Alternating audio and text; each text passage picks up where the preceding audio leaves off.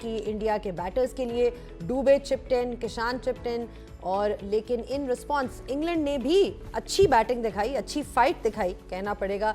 Jacob बेथल की बहुत ही ज़बरदस्त किस्म की सेंचुरी देखने को मिली, विल जैक्स ने भी उनका साथ दिया, लेकिन एंड में यही कहेंगे कि रन्स भी बहुत ज़्यादा थे और डेथ बॉलिंग इंडिया की फैंटास्टिक थी। Bumrah and Hardik Pandya were spectacular at the latter end of those innings and India won this by 7 runs. ये सिचुएशन है, एक मैच बस रह गया है which is the grand finale. It's going to be New Zealand taking on India on Sunday 8th of March at Ahmedabad और ये आखिरी मैच होगा and like I said it's truly going to be the grand finale. Welcome back on game on है। Discussion यहाँ पे हम start करेंगे India versus England की। बहुत ही ज़बरदस्त परफॉर्मेंस इंडिया की, बैटिंग में भी जो है बहुत अच्छे रन्स दिखाए। 253 for 7 was never ever going to be an easy chase.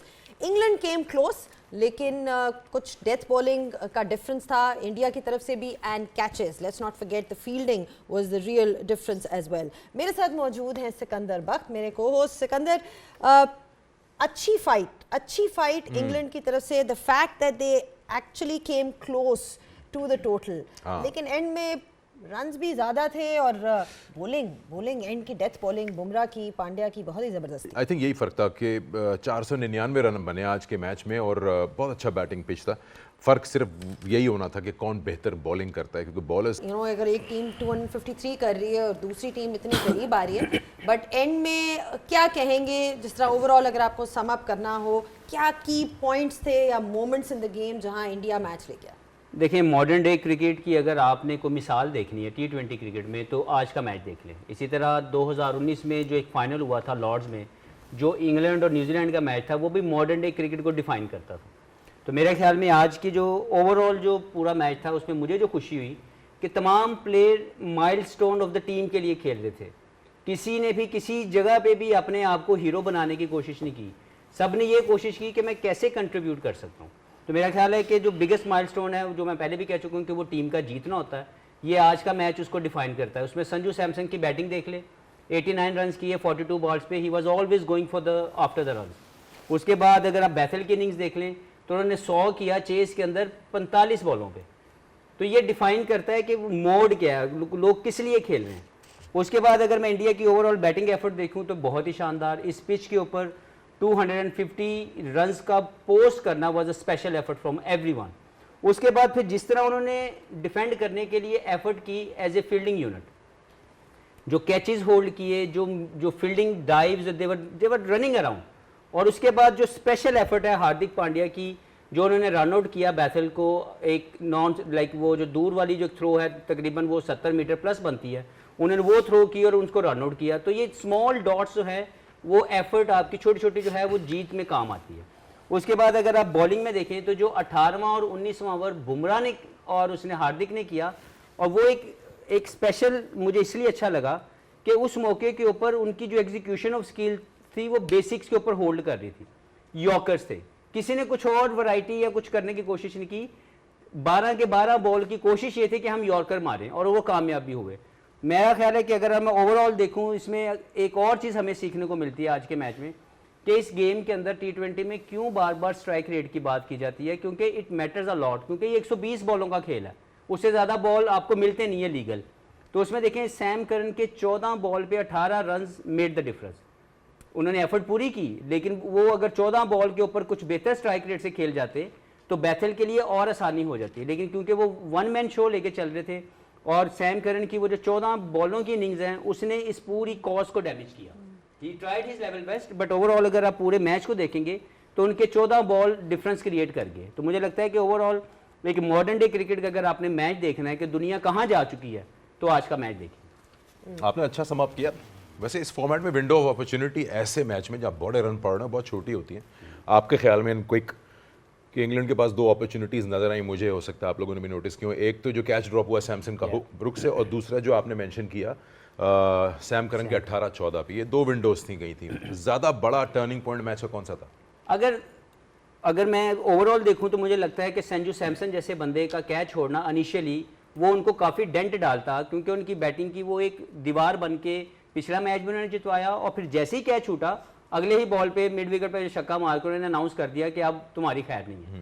तो मुझे लगता है कि वो एक डिफाइनिंग मोमेंट था, अदरवाइज ये नहीं कि इनकी बैटिंग में स्ट्रेंथ नहीं है। तो वो जो ओवरऑल पूरा सेटअप था वो शायद इतना आसान ना होता जितना संजू सैमसन की बैटिंग ने कर। ज़्यादा बड़ा टर्निंग पॉइंट था वो। अच्छा, और जिस तरह आपने टर्निंग पॉइंट्स की बात की, फील्डिंग पे भी आ जाते हैं सना, बिकॉज एक ड्रॉप कैच जो कि हैरी ब्रुक ने किया संजू सैमसन का, उसके बाद उनकी तरफ से अगर देखा जाए जो उनका फील्डिंग एफर्ट नज़र आया, अक्सर पटेल का जो नज़र आया, जिस तरह से उन्होंने 2 कैचेस किए और कंट्रीब्यूट किया, वो कितना बड़ा डिफरेंस था? बहुत बड़ा डिफरेंस था। वो भी एक इंग्लैंड की बैटिंग के टर्निंग पॉइंट्स थे, क्योंकि दोनों विकेट्स बड़ी इंपॉर्टेंट थी। एक हैरी ब्रुक की विकेट थी जो अक्षर पटेल का पहला कैच था बुमराह की बॉल पे, जो स्लोअर वन बुमराह ने पहला ही बॉल करा के जो स्लोअर वन कर, बहुत बड़े टर्निंग पॉइंट्स थे। हैरी ब्रुक का अपनी जगह पर, क्योंकि जिस तरह जेकब बेथेल इनिंग्स खेल सकते हैं, हैरी ब्रुक इस पिच पे बिल्कुल वैसे खेल सकते थे। और उसके बाद जब विल जैक्स जो इस वक्त बेस्ट फॉर्म में इस वक्त नज़र आए पूरे वर्ल्ड कप में, वो और जेकब बेथेल की आउटस्टैंडिंग पार्टनरशिप जारी थी। ये दूसरा कैच उस मोमेंट का है, सो वो पार्टनरशिप तोड़ने के लिए कुछ स्पेशल करना था। तो इंडिया, जिस तरह हफीज़ भाई ने भी बात की, they really wanted to win. Batting हो, बॉलिंग हो या फील्डिंग हो, उन्होंने अपना ऑल दिया और मज़ा आया। आज एक आउटस्टैंडिंग लेवल ऑफ क्रिकेट हमें देखने को मिली, तो बहुत मज़ा आया देखने का ओवरऑल मैच। संजू सैमसन की बात करते हैं, जैसे कि अभी हफीज़ ने भी कहा कि अगर आप ऐसे प्लेयर का जो इस काइंड ऑफ फॉर्म में हो ड्रॉप करे कैच, तो वो फिर आपको सज़ा ज़रूर देगा। 8 मैचेस में 4 की मेन की बारी आई है इस वर्ल्ड कप में। हमने डिस्कस किया कि दोनों हाथों से ग्रैब किया। इनकी पोस्ट मैच प्रेजेंटेशन में 2-3 बातें फिर सुनने को मिलती हैं जिससे आप माइंडसेट का अंदाज़ा लगाते हैं। एक तो उन्होंने कहा, अब हाइंडसाइट में आप कह सकते हैं कि उन्होंने कहा हमने जब पिच देखी थी मैच से पहले तो हमें पता था ये 250 वाली पिच है। फिर हमने सेल्फलेस खेला कि मेरे 100 नहीं हुए, पहले भी 97 कुछ किए थे, आज 89 किया। We were looking and targeting 250 rather than 100s and 50s amongst individuals. लेकिन क्लैरिटी थी उनको, यानी पिच को जो उन्होंने एसेस किया, स्पॉट ऑन किया।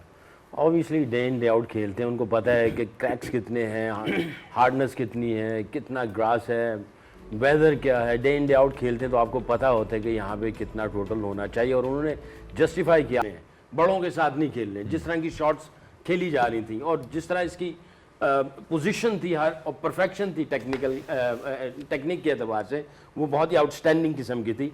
तो जाहिर है जो कहा उन्होंने करके दिखाया, क्योंकि उनको पता था डे इन डे आउट ये 250 वाली पिच है। लोग जो कह रहे थे उन्होंने उनको नहीं देखा, पार स्कोर को नहीं देखा, उनको पता था कि ये 250 वाली है। तो आई थिंक जो इनकी असेसमेंट ऑफ द पिच थी वो स्पॉट ऑन थी।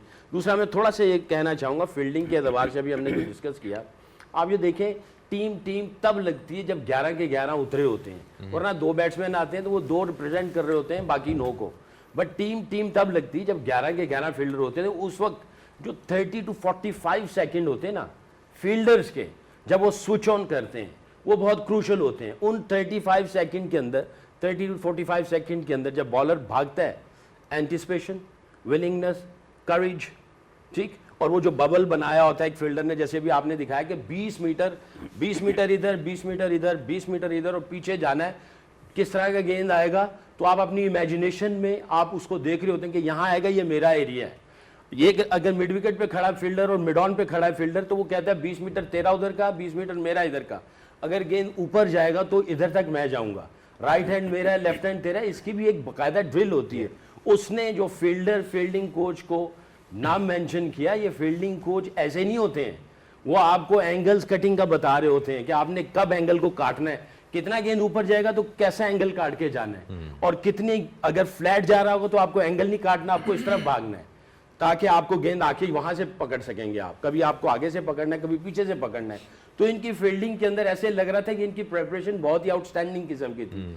Anticipation, support the bowler, willingness, courage, फिर उसके बाद जो उनका भागना था, एजिलिटी थी, पैंथर्स की तरह गए। और जिस तरीके से दोनों फील्डर्स की कोऑर्डिनेशन थी, कैच पकड़ के आगे उसको पास ऑन किया, तो ये सारी चीजें बता रही हैं कि वो सारे फील्डिंग के बॉक्सेस इन्होंने टिक किए, जिसकी वजह से आज अगर इंग्लैंड मार खाया, ठीक है, 2-4 चीजें थी, बट आई थिंक इंग्लैंड की जो फील्डिंग थी और इंडिया की जो फील्डिंग थी वो फार बेटर थी इंडिया की।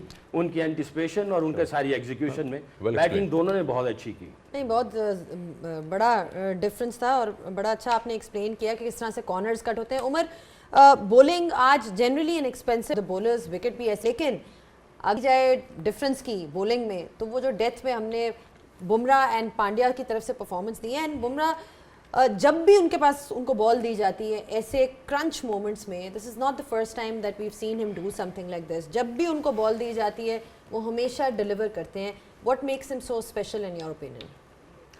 आई थिंक सबसे पहले तो संजू सैमसन की अगर जितनी हम तारीफ़ करें कम है, क्योंकि ऑन द अदर साइड उसके साथ जो अभिषेक शर्मा है वो इतना फॉर्म में नहीं है, लेकिन स्टिल वो जो टीम मैनेजमेंट है वो अभिषेक को लेके जा रहे हैं, उस पर एक उन कॉन्फिडेंस है. और by on the other side Sanju Samson को उसको अपॉर्चुनिटी मिली है और वो फॉर्म में है, वो पूरी टीम को लेके जा रहे हैं. वो ये नहीं कर रहा कि अपने लिए रन्स कर रहे हैं, वो पूरी टीम को लेके जा रहे हैं. सेकेंडली आपने बुमराह की बात की, तो आई थिंक बुमराह इसलिए तो वर्ल्ड का बेस्ट बॉलर है. उसको जितना गेम अवेयरनेस है, जितने अगेन जिस तरह 2024 में उसमें क्रंच टाइम पे करैक्टर शो किया और मैच जिताया, फाइनल जिताया, वहाँ पे विकेट लेने की ज़रूरत थी अगेंस्ट पाकिस्तान, फिर फाइनल में, और आज फिर उसने करके दिखाया. जो डेथ के ओवर थे या और स्पेशली जो ब्रुक्स का जो आउट था, आई एम श्योर कि उसने बड़ा अच्छा कैच किया, लेकिन उसकी जो गेम अवेयरनेस है, उसकी जो स्किल्स है, उसको पता है कि ये हार्ड आ रहे बैट्समैन, तो उसने पहले ही स्लोअर वन किया और उसको अपने पेस से रिसीव किया, वेरिएशन से रिसीव किया. तो आई थिंक स्ट्रॉन्ग करेक्टर है और जब भी उस टीम की ज़रूरत है तो वो टीम के लिए अवेलेबल होता है. और आज की जो थोड़ी देर पहले सिकंदर भाई ने थोड़ी सी बात की वो डिफरेंस की कि दोनों टीमों में डिफरेंस क्या थे, तो हफीज़ ने सही मेंशन किया.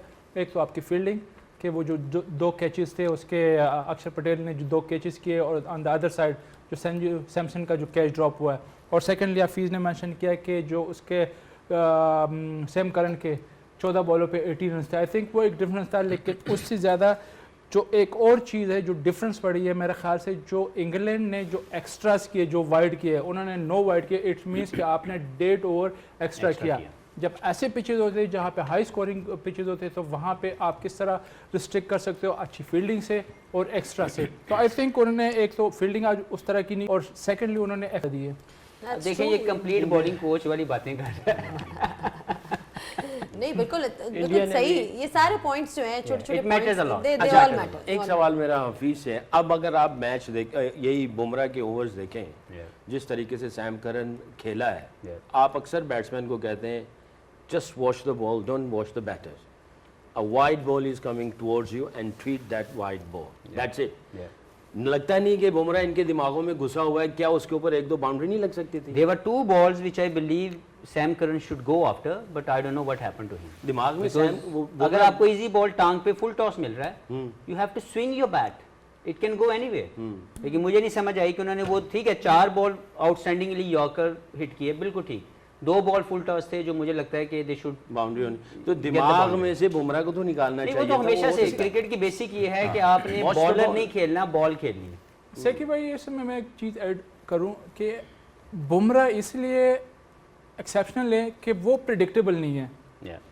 राइट, वो प्रेडिक्टेबल नहीं है, वो आपको हर बॉल करके देख सकता है, वो यॉर्कर भी करता है, वो स्लोअर वन भी करता है, वो बाउंसर भी करता है. वो बैट्समैन को गेस करने देता है कि वो मुझे गेस करे.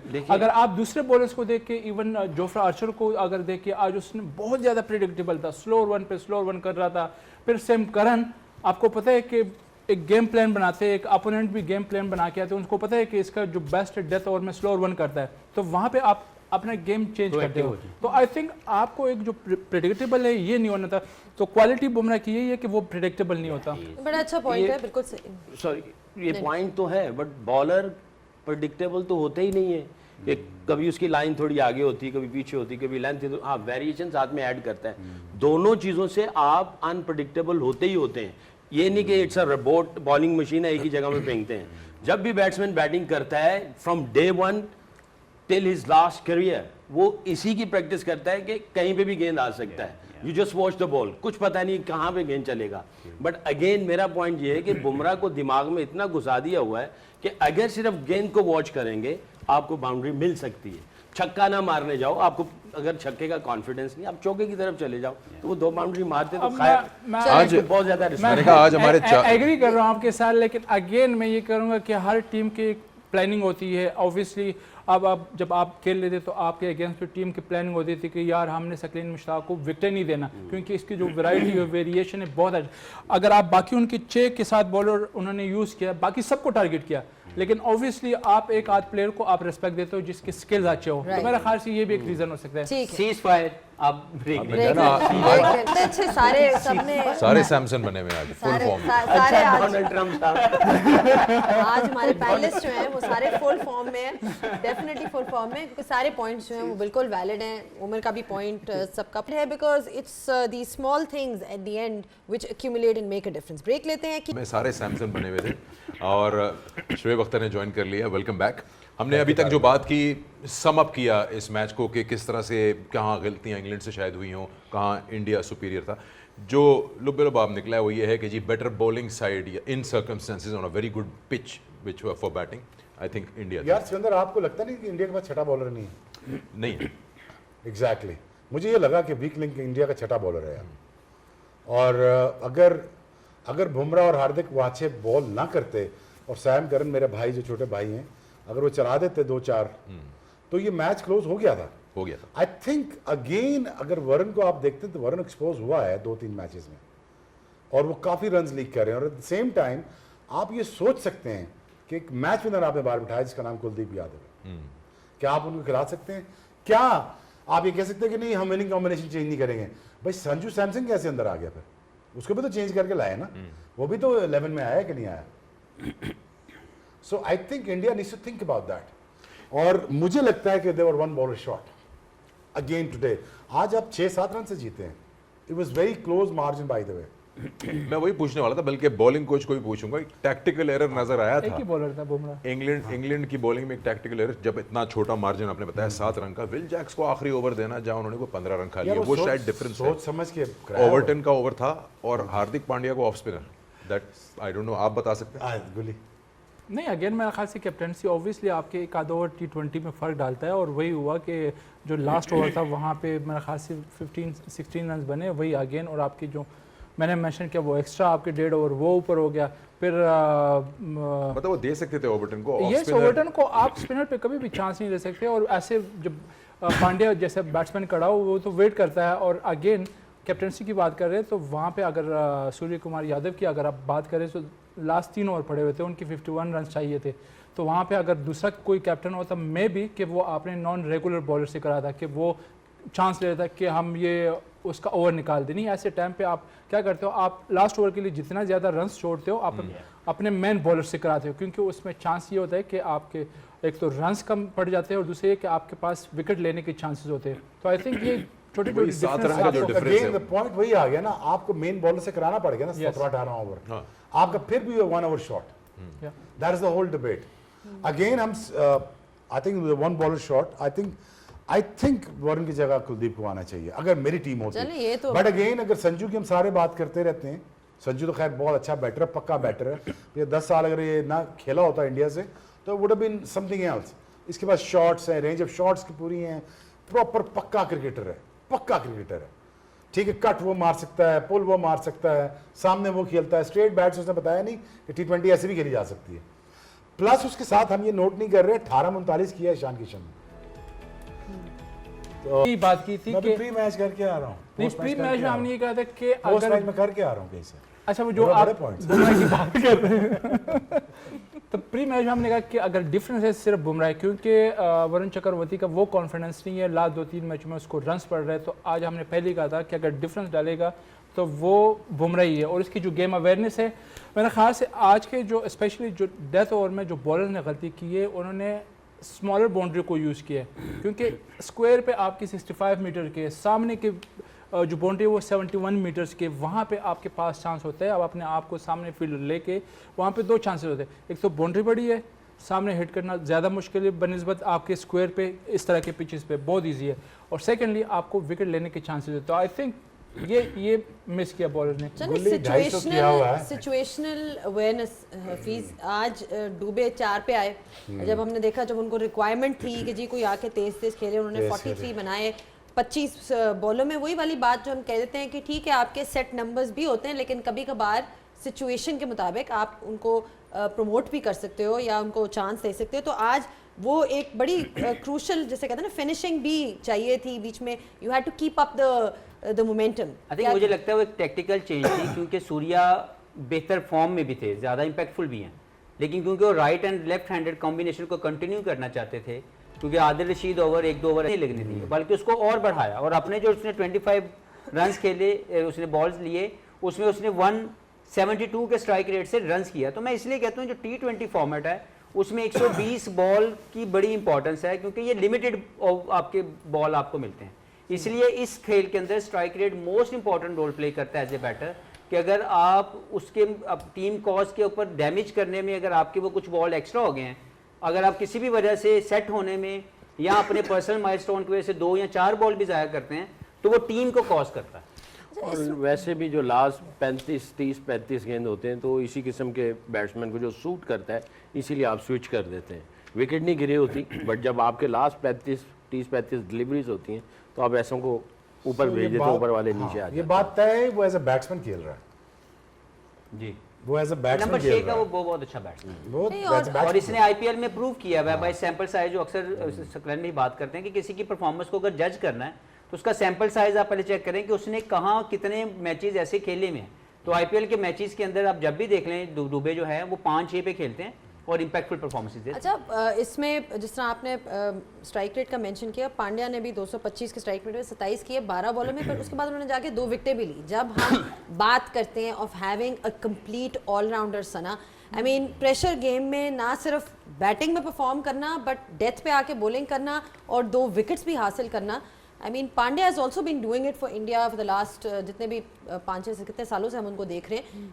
बार बार रिलेंटलेस है वो अपनी परफॉर्मेंस के साथ, दोनों डिपार्टमेंट्स। देखिए जो मेंटली स्ट्रांग है वो निहायत मेंटली स्ट्रांग प्लेयर है। अगर आप उनको देखें ओवरऑल, बुमराह की हम बात करें, obviously is a bowling specialist, one of the best bowlers. उन्होंने 6 रन दिए उस ओवर में, पांड्या ने सिर्फ 9 रन दिए और एक बैट बॉल था जिसपे उनको विकेट मिली। मेरे ख्याल से जो फुल टॉस था अगेन, उसको फिर सैम करन मारने नहीं गए।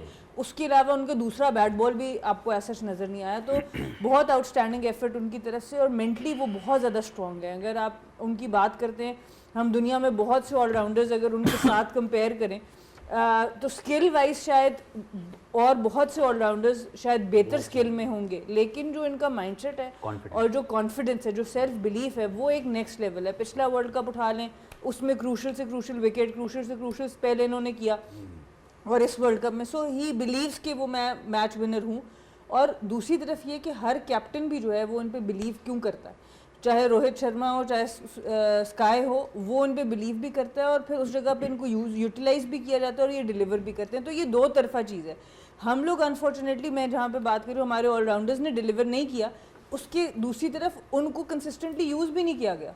किसी जगह पे नवाज को हम भेज रहे हैं ऊपर, किसी जगह पे उसकी बारी नहीं आ रही कितने कितने मैचेस में। इसी तरह किसी जगह पे शादाब को हम ऊपर भेज रहे हैं, किसी जगह बारी नहीं आ रही। सो आपकी किसी तरह की कोई प्लानिंग भी सेट नहीं। आज आप दूसरी तरफ लेफ्टी, हम कह रहे थे ना, उन्होंने आदिल रशीद के लिए भेजा एक लेफ्टी, डुबे को भेजा। तिलक वर्मा ने 7 बॉलों पे 21 रन किए, 300 का स्ट्राइक रेट है, उनको भी भेजा जा सकता था। बट जो टीम प्लानिंग होगी कि स्पिनर पे इनमें से लेफ्टी कौन बेहतर है, वो सारा कुछ सॉर्टेड है उनका। वरना तिलक वर्मा तो टॉप ऑर्डर प्लेयर हैं, वो उनको पहले भेजा जा सकता है एज ए लेफ्टी। बट जो भी इनकी स्ट्रैटेजी है उसकी एविडेंस बहुत ज़्यादा है, उसके पीछे एक प्रोसेस है।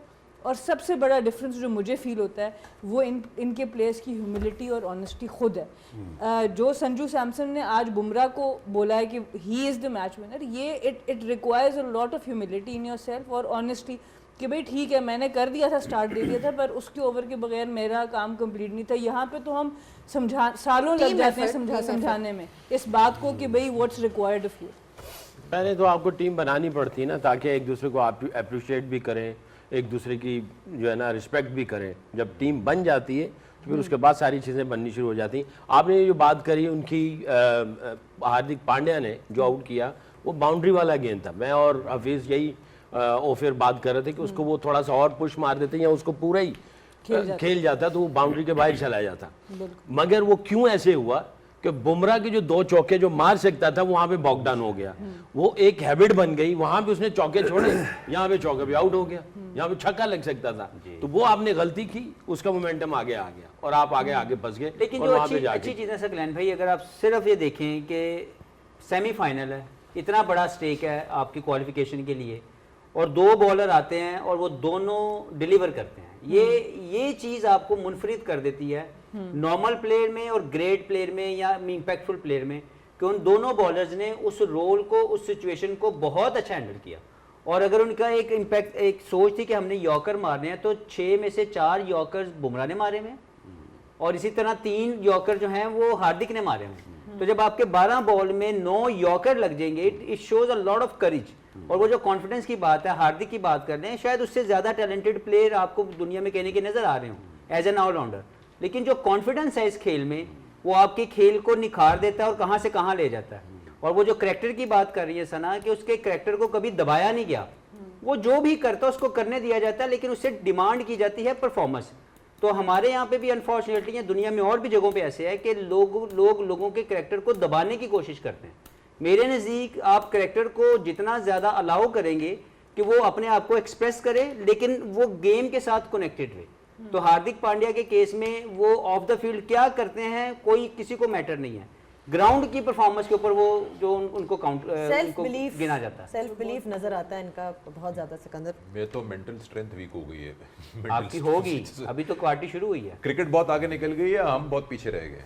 बहुत ज्यादा नहीं, और अगर क्रिकेट बहुत आगे निकल गई है, हम पीछे रह गए। आई थिंक हम पीछे रह गए। हम पीछे रह गए। अच्छा, इसको आपने थोड़ा जो सा स्ट्राइक रेट की बात की इसी ना को, अभी, या ये स्ट्राइक रेट्स की बात ये करते हैं, आपने एक बड़ी बहुत ऑनेस्ट पॉइंट मेरी रेज ये किया था। बात है कि हम वाकई में बहुत पीछे रह चुके हैं। और ये एक फॉर्मेट में नहीं, आप तीनों फॉर्मेट में पाकिस्तान की क्रिकेट खेलने को कहीं पे भी जज कर लें, दुनिया हमसे आगे जा चुकी है। सकलेन ने एक बात की थी कि वो एक team effort as a team खेलें, और स्ट्राइक रेट्स की आप कुछ काफ़ी प्रोग्राम्स पहले बात की थी।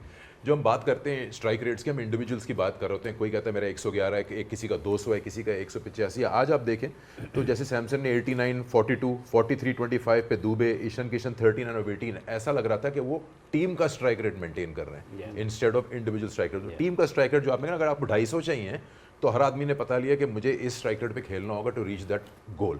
आई think that works as a team. इसी में ब्रेक लेते हैं, इससे पहले कि कोई और कुछ बोले, और उसके बाद वापस। जी, बाल भी उसी कलर के हैं उसके, अच्छा उसी कलर दोनों की। के। अच्छा, इतना मैंने नोट नहीं किया। आज जस्ट मैं तो और कुछ देख ही नहीं पा रहा था। आई थिंक वहाँ पर भी थोड़ी गलती कर गए। विल जैक्स को जो दूसरे ओवर की राय बहुत लेट लेकर आए, आई थिंक पहला ओवर के तीसरे या दूसरा, हाँ उसको दूसरा ओवर गलत करवा दिया, पहले भी विकेट ली। जो दूसरा स्पेल था ना वो बहुत लेट, 14वें ओवर में लाए, आते साथ उन्होंने फिर विकेट ले ली। जो बंदा इतनी फॉर्म में हो और आपके पास लेफ्टी भी खड़े हों, तो आई थिंक उनका ओवर भी थोड़ा सा एक जल्दी वो करवा सकते थे उसके बाद। बट वहाँ लेकिन ये क्या साइंस थी आखिरी ओवर कराना उनको? ये कोई साइंस समझ नहीं आई मुझे। ये हम समझना चाह रहे हैं सर। यही मेरा वो ख्याल है runs कि थे उनके जो पहले पड़ गए 3 आखिर ओवर में। कंसीडर 7 रन का कंसीडर difference करें था। तो पहले 3 ओवर में कोई बहुत ज़्यादा रन नहीं दिए हुए थे उन्होंने। तो शायद कप्तान के दिमाग में सोच आई हो कि इसने 3 ओवर में 24 या 25 रन दिए हैं, आखिरी ओवर में 15 या 16 जितने रन उनको हुए हैं, वो फिर भी जो मैच चल रहा था उसमें मुझे लगता है कि वो इतना बुरा ओवर नहीं था। यस, अगर आप फास्ट बॉलर को भी देते तो उसको भी पड़ सकती थी, लेकिन मुझे लगता है कि अगर ओवरऑल उनके 4 ओवर देखें विल जैक के तो 40 रन हैं। तो कप्तान के ज़हन में ये भी सोच आ सकती है कि यार अगर 3 ओवर में इसने 24 या 25 रन दिए हैं। हार्दिक पांड्या खड़ा है ना फीस। नहीं, आप बिल्कुल ठीक वो कह तो रहे हैं। तो एक ऑप्शन सिचुएशन ओवर बन गई ना, हार्दिक पांड्या ऑफ स्पिनर, आ जाओ भाई आखिरी ओवर। एक ऑप्शन ओवरटन पड़ा ओवर है ना यार। फाइनल ओवर में 36 ओवरटन रन का गिनती भूल ओवर गया था, था। बचा हुआ था। ओवरटन देखिए वो के ओवर 36 बड़ा रन है दे ना। चुके हुए थे। Just I know, consider that part. I know it's a decision जहाँ पे आप डिस्कस कर सकते हैं, लेकिन मेरे ख्याल में कप्तान के ज़हन में सिर्फ उनके पहले 3 ओवर का बेहतर इम्पैक्ट, और उनको लगा कि यार गो टू बॉलर। जब कैच छोड़ा उनके बाद हफीज मूव हो चुकी थी उनकी। आपसे बेथल की बात करें, बेथल का जिक्र किया उन्होंने, इंपॉर्टेंट चीज़ वे फॉरवर्ड इंग्लैंड के लिए। बेथल 22 साल की उम्र और फुल हाउस, जो कि आपके साथ नहीं है, उसमें ऐसी परफॉर्मेंस देना है। 108 around 48 deliveries. It shows a character. क्योंकि अगर आप देखें तो इंग्लैंड की पूरा मीडिया और उनके एक्स प्लेयर्स बेथल के अराइवल के ऊपर really impress with the batting skills of Bethell, और क्लियर है कि हर कंडीशन में जाके स्कोर किया। और दूसरी चीज ये सॉरी पॉइंट निकल जाएगा से। अभिषेक को यहाँ सीखना चाहिए, वो भी यही काम कर रहा है बेथल जो अभिषेक कर रहे हैं। सिमिलर टाइप ऑफ प्लेयर्स हैं दोनों। अभिषेक को ये सीखना पड़ेगा कि क्रिकेट को बेसिक के साथ लेके चल। मुझे पता है आइडेंटिफाई रोल किया वो मारने धाड़ने का, इसका भी आइडेंटिफाई था आज रोल कि मारना ही मारा, लेकिन हाउ वेल ही प्लेड। और इतने मजेदार विकेटें हैं, अगर अपने एप्लीकेशन को ठीक कर ले अभिषेक, आई थिंक इनको रियली फार। और अगर अहमदाबाद में वो संजू के साथ चल गया तो ये आप बैद रखें कि वो 10 ओवर में 150 भी कर सकते हैं। So I think India is in for a treat, I think when it comes to winning the finals. अच्छा चलें, जब बात कर लेते हैं इंग्लैंड के पूरे टूर्नामेंट का भी देख लेते हैं, उनकी जिस तरह से अभी तक रहा है, आज अगर देखा जाए ठीक है बेथल ने 105 किए, लेकिन बाकी जो बैटर्स हैं they weren't up to the mark in terms of the required run rate, जो जिस आपको पेस पे रन्स करने थे।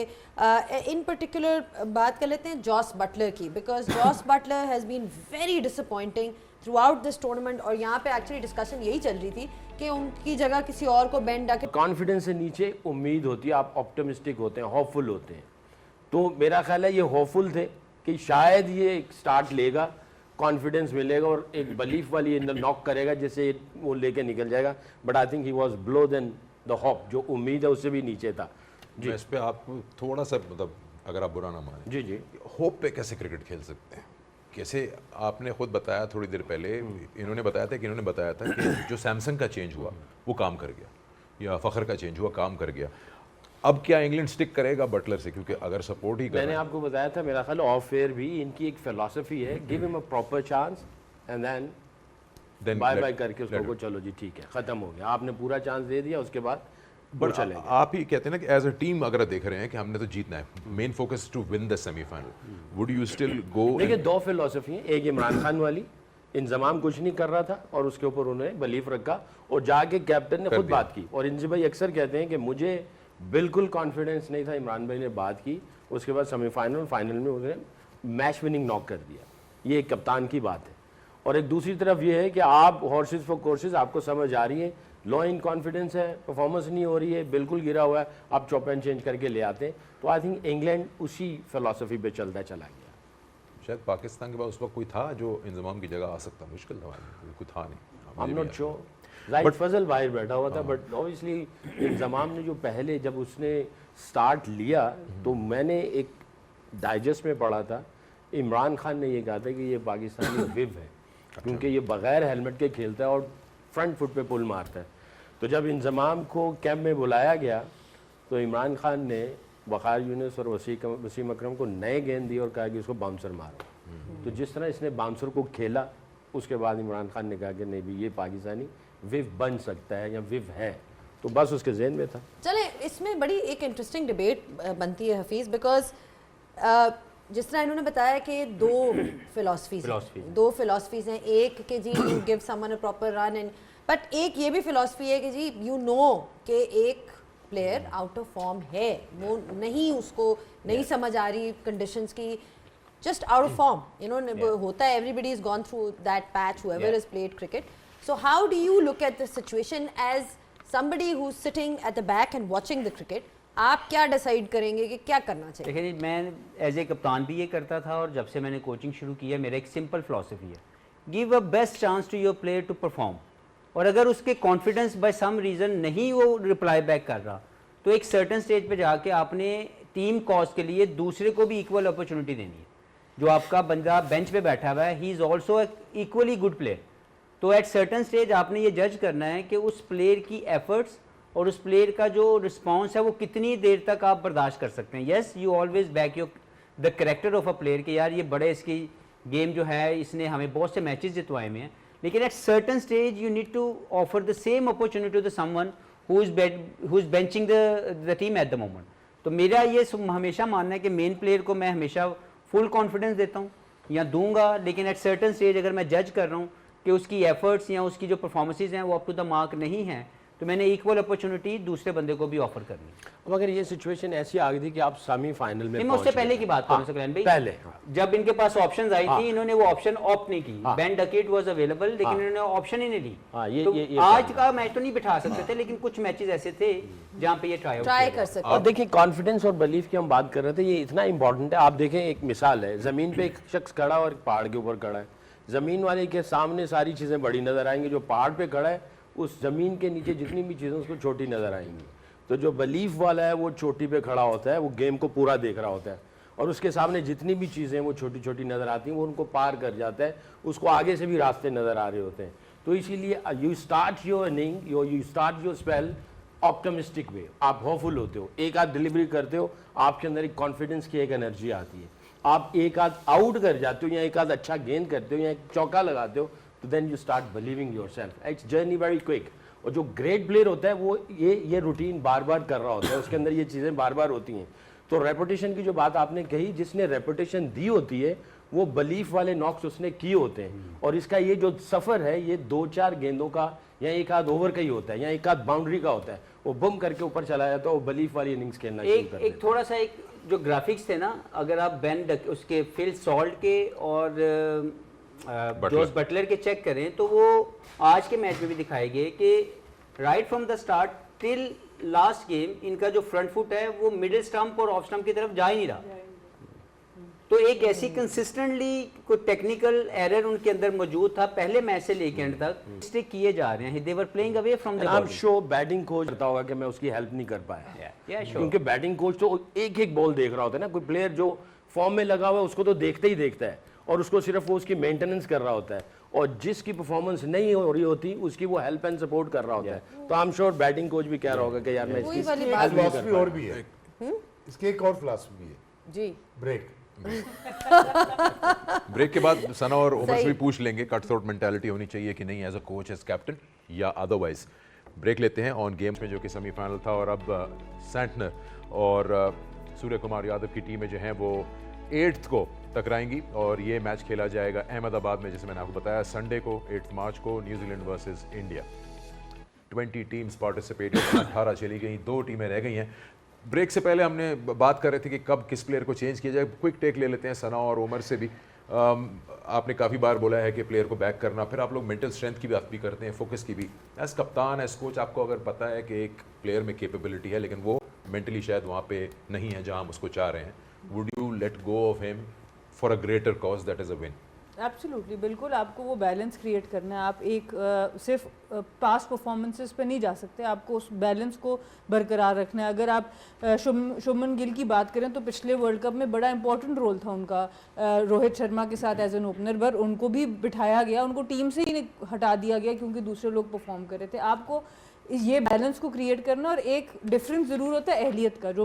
जब मैं कैप्टन थी, ज़रूरी नहीं होती कि आपने 5 अगर मैच इस एक ओपनर को दिए तो दूसरे ओपनर को भी 5 मैच आप दें, इस तरह इक्वल नहीं आप कर सकते। बट एक अहलियत की बात है, एक बंदा है जिसने बहुत दफ़ा परफॉर्म किया है, बहुत दफ़ा किया है, उसको अगर आप 5 दें, दूसरे को आप एटलीस्ट 2 से 3 मैच भी दे के उसको टेस्ट कर सकते हैं। बट एक टाइम आता है, मुझे याद है हमारा जो वर्ल्ड कप जो दूसरा गोल्ड मेडल हम जीते थे उसमें सुमैया सिद्दीकी हमारी एक प्लेयर है, उन्होंने नहीं खेला हुआ था पूरा टूर्नामेंट, हमने उनको फाइनल में खिलाया क्योंकि एक और प्लेयर थी, उनका कॉन्फिडेंस उस तरह से नहीं नजर, तो फाइनल मैच में हमने वो चेंज की और उन्होंने वो जिता दिया। तो आपको एट टाइम्स देखना पड़ता है, इस चीज़ को बैलेंस में लाना पड़ता है। बट जो सारी बात है कि टाइमिंग की बात है, प्लेयर के प्रोसेस की बात है, जो हफीज़ भाई बात करेंगे, अगर एक प्लेयर का पाँव ही नहीं चल रहा, उसका कॉन्फिडेंस इतना ख़राब हो गया, या एक बॉलर है उसका एक्शन ही फिनिश नहीं कर रहा, वो फॉलो थ्रू में ही नहीं जा रहा, उसको अगर आप बार बार चांस देंगे तो फिर आप खुद ज्यादती कर रहे हैं, आप अपने साथ भी ज्यादती कर रहे हैं, उस प्लेयर के साथ भी ज्यादती कर रहे हैं, टीम के साथ। एक चीज़ ऐसी होती है कि आपकी सब चीज़ें सही काम कर रही हैं बट सारी शॉट्स हाथ में जा रही हैं, एक आउटस्टैंडिंग कैच हो रहा है, आपसे रन नहीं हो रहे, उसको चांस देना समझ आती है। बट एक प्लेयर उसका प्रोसेस ही ठीक नहीं है, उसी में गलती हो रही है, तो वहाँ पर फिर आप जब प्रोलॉन्ग करते हैं वहाँ मसला होता है। और एक इसमें आखिरी चीज़ सिर्फ मैं ये ऐड करूँगी कि यहाँ पर फिर कप्तान का रोल बड़ा इंपॉर्टेंट है, जो सकलैन भाई बात कर रहे थे। फिर या तो विजनरी कैप्टन हो, हम इमरान खान की मिसाल देते हैं, अनलेस आपके पास फिर एक विजनरी कैप्टन हो तो फिर आप उसको ये अथॉरिटी दें कि हाँ जी तुम अपनी मर्जी से कर दो। बट अगर आपके पास वो क्वालिटी लीडरशिप में नहीं है तो फिर आपको अपने प्रोसेसेस और अपने सिस्टम्स के साथ चलना पड़ेगा। तो यहाँ पे चले ये बताएं जी थोड़ा सा आगे जाऊंगा। यहाँ पे अगर आपका हेड कोच, बैटिंग कोच और कैप्टन ये अगर स्ट्रांग नहीं है ना, तो अगर स्ट्रांग कैरेक्टर बीच में आता है ना, तो बाज़ वक़्त ऐसा होता है जो स्ट्रांग कैरेक्टर वाला बंदा होता है ना, जो डिफ़िकल्ट कैरेक्टर भी जिसको कह सकते हैं साथ में, उसको ड्रॉप करते हुए इनके अंदर उतना तपड़ नहीं होता। तो आपको इतना स्ट्रांग होना चाहिए फैसला लेते हुए कि किसी को भी बिठाना है आप बिठा सकते हैं बात, और जो सॉफ्ट आते हैं आप उसको कभी भी बिठा देते हैं, चॉप एंड चेंज कर देते हैं। तो आपके अंदर जो आप किसी को रखें, बैटिंग कोच है, हेड कोच है और कैप्टन, वो तीनों अलाइन हो और कहें नहीं भाई इसको बिठाना है, इसको बिठाओ, उसको चांस देना है, उसको चांस दो। अच्छा चलें अब आ जाते हैं इंडिया वर्सेस न्यूजीलैंड पे, क्योंकि that is the final that everyone is looking forward to. कैसे देखते हैं इस कॉन्टेस्ट को? इस जीत के बाद इंडिया का कॉन्फिडेंस, बट न्यूजीलैंड ने भी बहुत अच्छा खेला अपने सेमीफाइनल में, उन्होंने भी डोमिनेट किया साउथ अफ्रीका को। So it's a good match in the sense of teams performing well, getting the confidence and two best teams of the tournament are in the final. Shweta. Okay let's take it that way कि अगर हम ये समझते हैं कि 250 पे 250 हो सकता है, लेट्स पुट दिस वे कि यहाँ पे 250 पे 250 हो सकता है, यहाँ पे 225 से 230 भी हुआ है, वांकटे में हुआ हुआ। लेट्स से कि यहाँ पे अगर विकेट थोड़ी अहमदाबाद की ग्रिप कर रही हो, स्पिनर को थोड़ी फेवरेबल हो, तो 200 होता है स्कोर, या 170 प्लस 75 प्लस होता है। सेफ स्कोर यहाँ पे 200 प्लस ही है, ये डिटरमिनेंट होगी बात। अब अगर क्या न्यूजीलैंड टॉस जीत के बैटिंग करके 250 लगाता है इन पे, या इंडिया के ऊपर 225 टांगता है स्कोर बोर्ड पे? अगर वो करता है तो obviously India is going to be much under pressure.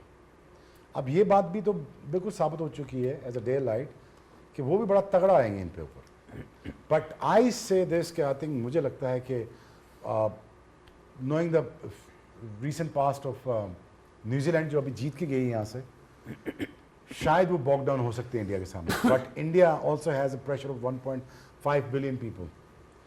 You know ये यहाँ पे मैच हार भी चुके हुए हैं और ऑस्ट्रेलिया से वर्ल्ड कप एक हार भी चुके हैं। But you know it's be lot more pressure on the both side, but I think India I can see as a winner out of this whole thing. But for cricket sake I think it's a high time, I think New Zealand should win this world cup. दोनों ने जीता आता है। India better bowling attack और New Zealand? Ahmedabad में वो cricket sake frank, वो cricket सेक।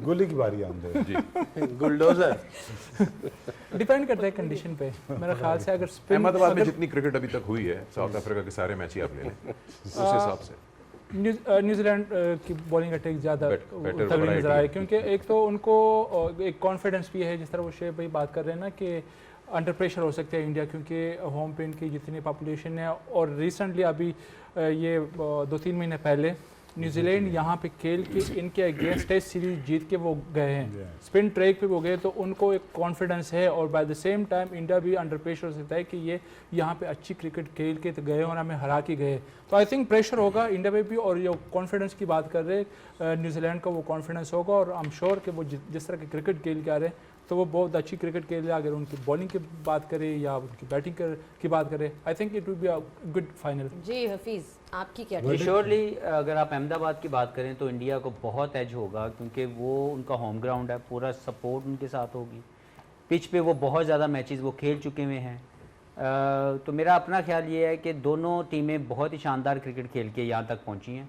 देखें, इस वर्ल्ड कप में 20 टीमें आई, 18 हार गई, 2 फाइनल में पहुँची हैं।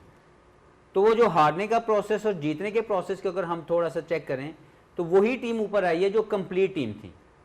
कोई भी ये नहीं कह सकता कि किसी का कोई तुक्का लगा या कोई ऐसा मामला चल गया। ये वो क्रिकेट खेली, हर सिचुएशन और हर कंडीशन को अच्छा मैनेज किया न्यूजीलैंड ने भी और इंडिया ने भी, इसीलिए वो फाइनल में आ गए। मेंटल स्टेट की बात कर लें तो दोनों ने प्रेशर को बड़ा अच्छा मैनेज किया। तो मेरा ख्याल है कि ये कोई भी जो मैच है ये मुश्किल होता है, स्पेशली फाइनल। लेकिन इसको ये कहना कि ये फेवरेट है बड़ा मुश्किल है। लेकिन जो अब तक का प्रोसेस हो, जो लास्ट 2 गेम इंडिया ने खेले हैं, उनका जो कॉन्फिडेंस है वो स्काई हाई होगा। प्रेडिक्शंस का क्या कॉन्फिडेंस है हमारे पैनलिस्ट में आज देख का, लेते जरा ये हैं। बताएं। जो सबसे कम पॉइंट है वो जीत रहा है। ये क्या हुआ? ये अच्छा हम सिर्फ सेमीफाइनल पे आ गए। अच्छा पिछला खत्म हो गया। ओवरऑल जो पिछले है खत्म कर दिया। अच्छा, शुएब यहाँ ना होते भी 2 पॉइंट के साथ लीड कर रहे हैं। Cricket world. तो आज की वीडियो आपने देखी, वीडियो आपको कैसी लगी अपनी राय का इज़हार ज़रूर किया करें। तो इसी के साथ सेमीफाइनल विन करके इंडिया की टीम पहुंच चुकी है फाइनल में। और इससे पहले आपको मालूम कि यहाँ पर न्यूजीलैंड की टीम पहले ही फाइनल में मौजूद है, उसने साउथ अफ्रीका को हराया था। अब फैसला जो है होने वाला है कि कौन सा जो टीम है वो होगी फाइनल की विनर। अगर ओवरऑल सिचुएशन देखी जाए नॉकआउट्स में, तो इंडिया की टीम प्रेशर ज़रूर महसूस करेगी, क्योंकि सामने भी न्यूजीलैंड है, क्योंकि न्यूजीलैंड के खिलाफ रिकॉर्ड अच्छा नहीं रहा है यहाँ पर। लेकिन जिस तरह की इंडिया के पिचेस हैं तो वो ज़्यादा बैट्समैनों को फेवर करती हैं, और जिस तरह की बैटिंग इस वक्त इंडिया के पास है तो बहुत कांटेदार मुकाबला देखने को मिल सकता है। लेकिन वहीं पर अगर न्यूजीलैंड की बात की जाए तो वो परफेक्ट जेल होके खेलती है, कोई भी इवेंट हो सेमीफाइनल फाइनल में ज़रूर आ जाती है। और दूसरी बात ये है कि जिस तरह की संजू सैमसन फॉर्म में है, वो मैं समझता हूँ कि बहुत अच्छे टाइम पर इंडिया के लिए ये चीज़ फेवरेबल हो गई है कि वो अच्छे वक्त पर फॉर्म में आ गए हैं। उसके अलावा हार्दिक पांड्या हैं। अगर इंडिया की बॉलिंग की बात की जाए, उस तरह की परफॉर्मेंस नहीं है। अब शायद थोड़ा सा देर हो चुकी है कि कुलदीप यादव की जो है टीम में वापसी हो, लेकिन ओवरऑल बहुत अच्छी क्रिकेट खेल रहे हैं। लेकिन बॉलिंग उस तरह से सपोर्ट नहीं कर रही, और ख़ास तौर पर उसी जगह पर काम कर रही है, वो उनकी फील्डिंग है। तो आज की वीडियो यहीं तक थी। वीडियो पसंद आई है तो एक लाइक